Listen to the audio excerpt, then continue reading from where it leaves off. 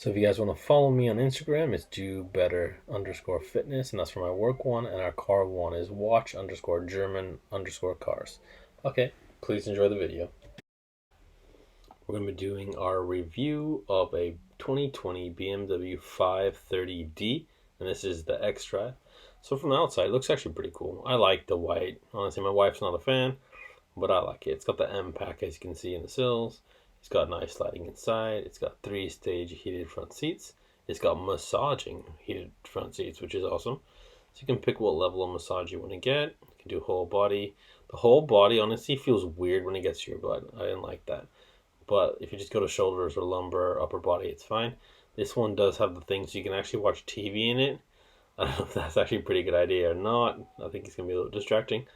I don't like the gauges. 0 to 60 in this is 5.5 as we tested it. And I did do some research. A lot of people are getting that same figure. So for me, personally, I think that's kind of slow. Honestly, for this car, though, it's comfortable enough. If you're not looking for anything faster than that, it's fine. For me, the slowest I could do for a family car is RSQ8. And that's, I think it's 4.6. And to me, that feels slow. So if it was going to be a fun car, I needed it to be less than 4, maybe even in the 2s, honestly. But honestly, if you're just looking for a family car and 5.5 is okay for you, then this might work. So lights nowadays on the German cars are honestly amazing. Everything besides Porsche, because Porsche doesn't come included with it. You have to pay extra if you want anything better than like buy xenons. So the BMW's got the laser lights, which are awesome. This is okay in UK, but in the US, I don't think you can have laser lights yet. Maybe one day if the government allows it, I guess. On this one, it's got the laser lights. They're as good as we have in a Mercedes and as good as the Matrix LED lights in the Audi. So the interior lighting is nice. It's front and rear. The stitching is actually pretty good here. You can see the white stitching. So it does have rear entertainment and it is touchscreen. I'm not a big fan of touchscreen just because it's going to be more fingerprints. And if you have kids like we do, they're going to be changing some of the settings in your car, which I also don't like.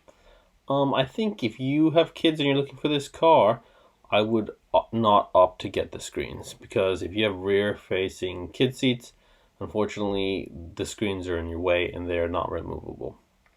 If you have the S-Class or like we have the SQ8, or if you get a BMW 7 Series, I think you could go for the screens because then you got more leg room in the back. But in a 5 Series or an E-Class, I don't think with the screens you're going to have enough space for kids. Okay, so if it was my money, I'd buy the E450. 0 to 60 is 4.6, which is okay for family cars. I'd honestly still want faster, but if you're looking in these series, this was better. I like the ambient lighting better here. I do honestly like the leather seats and the interior better on the Mercedes, and it does offer you a pano roof. The BMW just had the front sunroof. I like the full glass for a family car, it just makes it nicer. I would give the BMW 6 out of 10 and the Mercedes an 8.5 out of 10. I think the internal cabin of the Mercedes has a much higher quality and the fabric and materials used inside the cabin is really good. So for me, I like the steering wheel in the Mercedes better. It's softer, the steering is more direct, but I do not like the touchscreen buttons because you do press them all the time. The BMW buttons are better, but the steering wheel is not as good. And do you agree? Yes, I agree. For me, I prefer a flat bottom steering wheel, so I would pick the AMG package. Both of these cars' navigations are high enough where you can use your peripheral vision to see it. So you don't have to look down like in some of the other cars that you have to look so low to see the nav.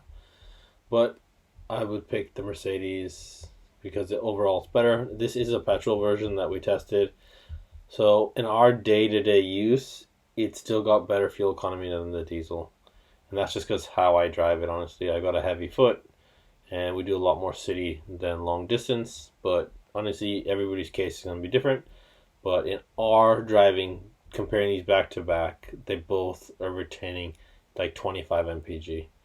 And I drove a W12 Bentley the other day, and doing the same driving in that, I also got an average of I think 18. So it just shows you that maybe diesels aren't for us. I'm not a big diesel fan anyways, but hopefully this video has helped you if you're looking at these cars.